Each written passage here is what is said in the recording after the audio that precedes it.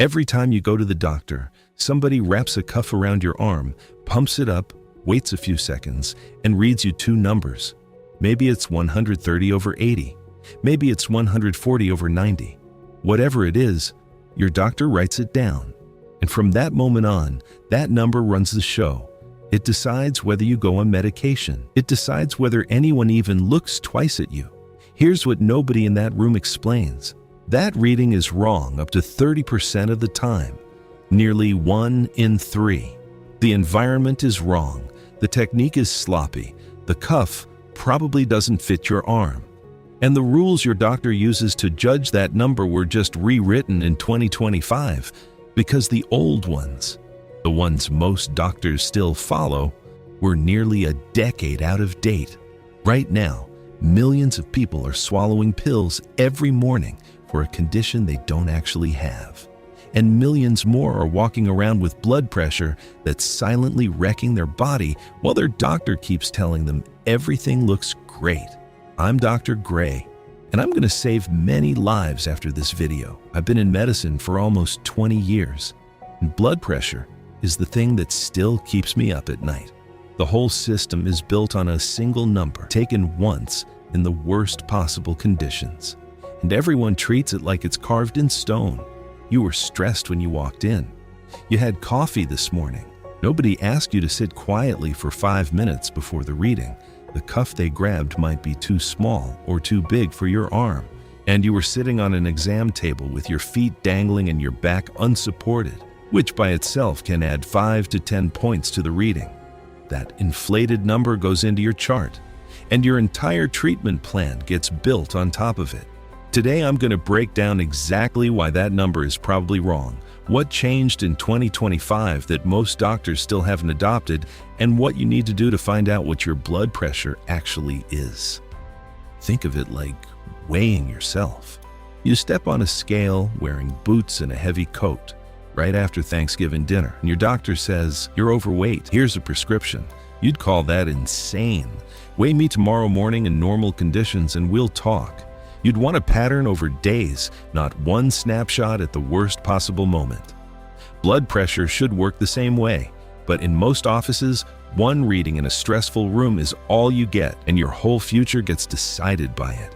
The first thing, the doctor's office itself is messing with your numbers, and it fools millions of people every year.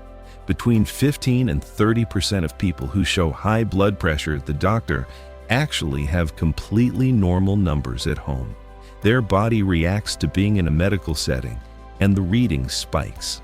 The doctor sees a high number, writes a prescription, and the patient goes home taking pills for something that only exists inside that building. A patient named Helen, 56, retired teacher. Her doctor put her on blood pressure medication 3 years before she came to see me. She dealt with the side effects the entire time. Dizziness, fatigue, a dry cough that wouldn't quit. I asked one question nobody had ever asked her. "Have you checked your blood pressure at home?" She hadn't. Nobody told her to. I gave her a home monitor. 2 weeks of readings, twice a day. Her average came back completely normal. Helen had been medicated for 3 years for a problem that vanished the moment she left the doctor's office. About 43% of people in Helen's situation do eventually develop real high blood pressure later on. So it deserves monitoring, but monitoring and immediately handing someone a lifelong prescription based on one nervous reading are two completely different conversations. And the opposite problem is even more dangerous. The second thing, some people look perfectly healthy at the doctor while their blood pressure is wrecking them everywhere else. About 10 to 18% of people show clean numbers in the office, while their blood pressure runs dangerously high for the rest of the day. The calm environment relaxes them just enough to pass the test. The doctor says, "Looking great," and sends them home. Meanwhile, their blood pressure is spiking at work, spiking under stress, staying elevated through the night, doing damage around the clock that nobody catches because it behaves itself in the one place it's being watched. A patient named Carl, 49, ran a construction company. Every annual checkup, clean numbers. His doctor told him he was in great shape. Carl believed him. Then, one morning, he woke up with the worst headache of his life and couldn't feel the left side of his body. Stroke at 49. When I reviewed his case, I had him wear a monitor that tracked his blood pressure around the clock. His daytime numbers were dangerously high. At night, they never came down to where they should have been. His body had been under siege for years. Every office visit missed it because his blood pressure only played nice when someone was watching. People in Carl's situation have more than double the risk of stroke, more than double the risk of dying from heart problems, and the only way to catch it is to measure outside the office. Something almost nobody does because almost nobody is told to. The third thing, the way they actually take your blood pressure in most offices is just wrong. There's a correct protocol. Sit quietly for 5 minutes before the reading, feet flat on the floor, back supported by a chair, not an exam table, arm resting on a surface at the level of your heart, bladder empty, no caffeine in the last 30 minutes, no talking during the measurement, and the cuff has to fit. It should wrap around about 80% of your upper arm.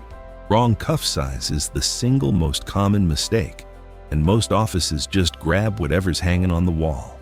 Think about your last visit. How many of those boxes got checked? Most people can't name a single one. You walked in, sat on the exam table with your legs hanging, the nurse wrapped the cuff over your sleeve, took one reading while chatting with you, and wrote the number down. That number could be 10 to 15 points above your actual blood pressure, and it landed in your medical record as gospel. A patient named Denise, 62, told she had borderline high blood pressure for 6 years. Every appointment, same story. We should keep an eye on that. I measured her the right way. 5 minutes of quiet sitting, correct cuff size, 3 readings averaged instead of 1. Her number dropped from 138 to 121. 6 years of worry over sloppy technique. The fourth thing, the entire rule book just got rewritten. Most doctors are still using the old one. In 2025, the biggest heart and blood pressure organizations in the country published completely new guidelines, replaced everything from 2017. The old system for calculating your risk of heart problems was overestimating danger by roughly double. Some people were put on medication based on math that was wrong from the start. The new system was built from data on over 3 million people and is far more accurate. The new rules also push the target lower. That top number on your reading, the bigger one, they now want it below 120. The old target was 130. And for younger adults in their 30s and 40s with even slightly elevated readings, the old advice was, let's just watch it.